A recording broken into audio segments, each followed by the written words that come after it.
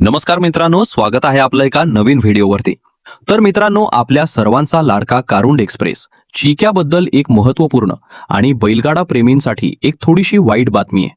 कारण आपल्याला माहितीच आहे, काल शिरवळ येथे चिक्या डॉक्टरकडे गेला होता। चिक्याला थोडंसं मित्रांनो इन्फेक्शन झाले, त्याच्यामुळे मित्रांनो चांगलं ट्रीटमेंट चालू आहे। वडकी मैदानात थोडा त्याला मार लागला होता, परंतु तेव्हा लक्षात आलं नव्हतं।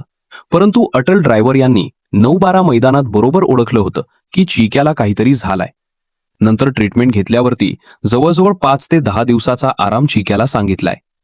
त्याच्यामुळे अजित शेठ जगतापांनी निर्णय घेतलाय की 25 तारखेपर्यंत चिक्या आपल्याला दिसणार नाही। 25 नंतर फेरा वगैरे होईल चिक्याचा, त्याच्यामुळे बकासूरचा साथीदार आपल्याला पुसेगावला दिसणार नाही। ईश्वरचरणी एकच प्रार्थना की चिक्या लवकर बारा व्हावा आणि लवकरच मैदानात यावा। मित्रांनो, फक्त इन्फेक्शन झाले, लवकरात लवकर चिक्या बरा होईल आणि मैदानात त्याच जोशात पुन्हा एकदा बकासूर असेल, मथुरा असेल, अशा टॉपच्या नंदींसोबत, नवीन चेहऱ्यांसोबत आपला चिक्या पळताना दिसेल।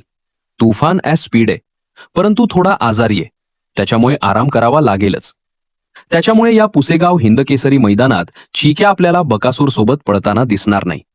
पुढंच नियोजन नक्कीच अपडेट आली तर सांगेल, परंतु 25 तारखेपर्यंत चिक्या कोणत्याच मैदानात दिसणार नाही।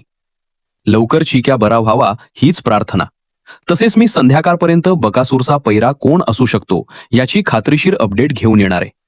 तर आपली व्हिडिओ आवडली असेल तर व्हिडिओला एक लाईक आणि चॅनलला मात्र सबस्क्राईब करायला विसरू नका। तर भेटू एका नवीन व्हिडिओमध्ये। धन्यवाद मित्रांनो।